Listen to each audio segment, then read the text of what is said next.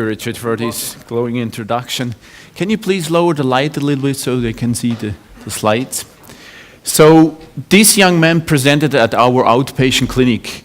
He had hip pain on both sides, and when you look closer to the x-ray, you can see that there is a very prominent ischial spine. This is an indirect sign for acetabular retroversion, and when you mark the acetabular wall, the anterior wall is projected laterally to the posterior wall. So it's a patient with total acetabular retroversion, and therefore the usually known crossover sign in this case is missing.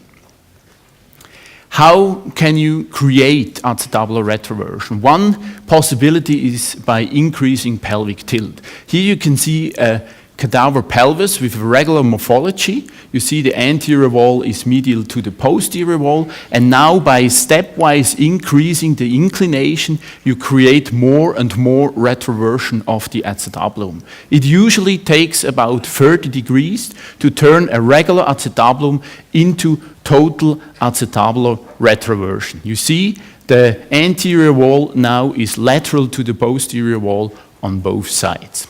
So that's a possibility for a total acetabular retroversion in our patient presenting at our clinic. Increased pelvic inclination could be due to increased lumbar lordosis. So that's why we made an X-ray, a lateral X-ray of the lumbar spine.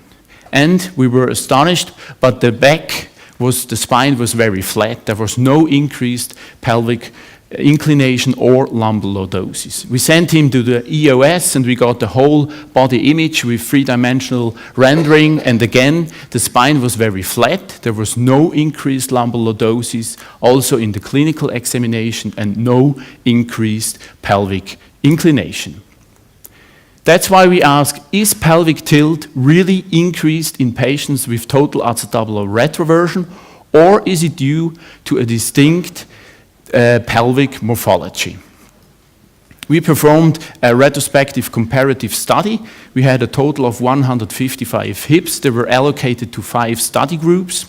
The allocation was based on conventional radiographs. We had on the left side the group with high anteversion. We measured acetabular coverage using software, and in the high anteversion group there were the hips with deficient anterior coverage in blue and excessive posterior coverage. The second group consisted of hips with a dysplastic morphology, and then we had in the middle a group with a normal acetabular shape, and on the right side hips with acetabular retroversion, and on the very right side those with complete acetabular retroversion. We have seen 15 hips in total in this group. These are our outcome parameters. We measured pelvic tilt. It was the angle between a horizontal line and the line connecting the upper border of the symphysis and the anterior border of the sacrum. So it's an angle describing the orientation of the pelvis in space.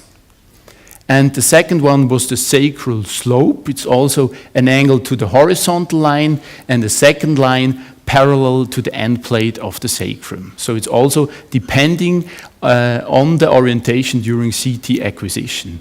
Not so for the next 2 parameters. This was pelvic incidence. It's independent of pelvic orientation during imaging acquisition. It's an angle. One line is the perpendicular to the end plate of the sacrum, and the second line is connecting the center of rotation of the hip and the midpoint of the end plate. So it's more an angle describing the morphology of the pelvis or the orientation of the sacrum in respect to the pelvis. The last outcome parameter was the wing angle. We measured it on the axial CT slices at the level of the anterior inferior iliac spine, and we measured an angle connecting the anterior inferior iliac spine and the posterior ischial spine to a vertical line. So it's more the rotation of the hemipelvis. Here are our results. We found no difference for pelvic tilt among our 5 study groups. They all showed values between 65% and 70% of inclination. Then sacral slope, we found some difference for hips with acetabular retroversion or total retroversion. The difference, however, was small. It was a maximum of 8 degrees, and we found decreased values for those with retroversion. There was a bigger difference for pelvic incidence. It was clearly decreased in hips with acetabular retroversion, and there was also a clear increased values for retroversion for the wing angle. So what does this mean now, these results?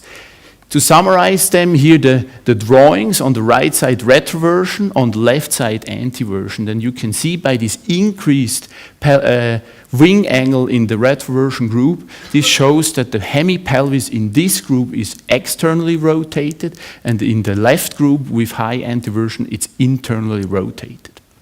There is even easier to understand. It's with the three-dimensional models. Here is a movie. It starts with the dysplastic hip and goes into retroversion and back. And you can see by turning from dysplasia or high antiversion into retroversion, the hemipelvis gets externally rotated and back internally rotated when it gets to the dysplastic morphology. Here is another view on top of the pelvis, and you can see now it goes into retroversion, external rotation of the hemipelvis, going back to dysplasia or antiversion, it internally rotates the hemipelvis.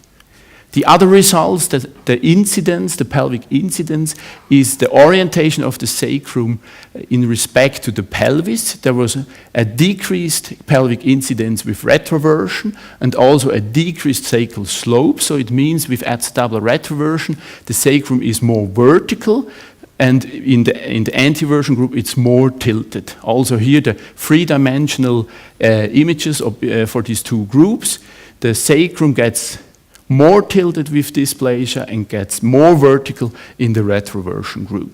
So in conclusion, we found that hips with acetabular retroversion and especially total retroversion, they have an externally rotated hemipelvis, which leads to this morphology of the acetabulum. It actually looks, these are both AP views, but in the retroversion group, it looks like an ALA view and more like an obturator view in hips with antiversion. And we could not find any differences regarding pelvic inclination. In contrast, we found that the sacrum is more vertical with acetabular retroversion, possibly resulting in decreased lumbar lordosis. Thank you for your attention.